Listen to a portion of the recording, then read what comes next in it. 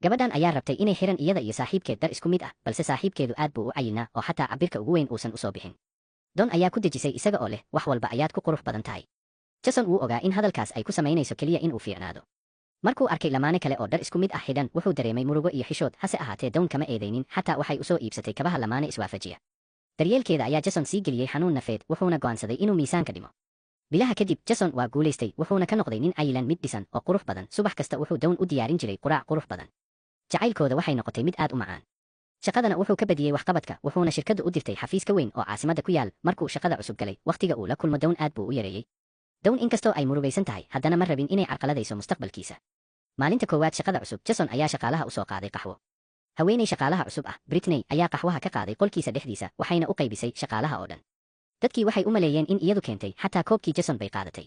Markuu ka carooday, Britney waxba kama aysan xishoonin. Maalmo kadib, Britney waxay tiri shaqadiisa khalad bay leedahay. Jason wuu rumaystay, waxaana si xoog leh ugu canaantay maamulaha. Markii madax sare yimaadeen, Britney waxay soo bandhigtay naqshad buundo oo ammaan badan loo ammaanay. Jason ayaa ka helay qaladaad khatar ah. Markuu khubarada hortooda ku fasiyey, Britney aad bay uga xishootay. Taas darteed waxay habeen iyo maalin shaqada ku qaadatay, iyadoo dib u saxaysa naqshadeeda. Jason markasta wuu ku imaan jiray, wuu ka kaftami jiray oo wuu ku dhibi jiray. Hilibkeedii timo afkeeda u galay, gurigeedana ma aadin. Jason asagoo arkaya sida ay isku dayayso, wuu naxay, maxaa yeelay isaga ayaa sabab u ahaa. Ugu dambeyn Jason ayaa ka caawiyey xalinta dhibaatooyinka naqshada. Britney way ku mahadcelisay, laakiin wuxuu ku yidhi isagoo sanka qarinaya, banyo qaado. Xafladda shirkadda, Jason wuxuu xusuusiyey Britney inay nadaafadda ilaaliso.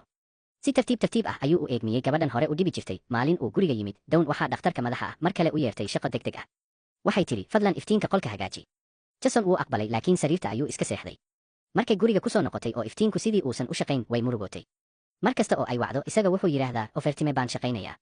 Runtu waxay tahay inuu Britney la joogay, wuxuu xataa u soo iibiyey suun ay ku xirato markay wax cunayso si aysan timuhu ugu dhicin. Sabti iyo Axadna guriga ma imaado. Jason wuxuu noqday mid xanaaq badan. Dawn waxay keliya codsataa inuu qashinka qaado, laakiin wuu ku qayliyaa, adigu maxaad u qaban ladahay? Waxa uu u maleeyey inuu isagaba wanaag ku jiro inuu guriga yimaado mar maalin. Dawn waxay tiri caadadii weli ima aysan dhicin. Jason ayaa ku yidhi yaab leh, dhakhtar ma tagtay? Dawn oo ah kalkaaliso caafimaad, ofertime bay shaqaysaa maalin kasta, waxaana ka maqan waqtigii ay isku hubin lahayd. Waxay rajaynaysay inuu gacan ku siiyo shaqada guriga markii uu yimaado, balse xataa qashinka wuu ka cawdaa. Maalinta xigtay Jason wuxuu geeyey Dawn isbitaalka. Dhawaqa ilmada yar ee carruurta ganacsanaya, Jason wuu dhibsaday. Dawn intay aragtay cadho iyo daal ka muuqda, waxay ku tiri, ku sug baarkinka, aniga ayaa gelaya.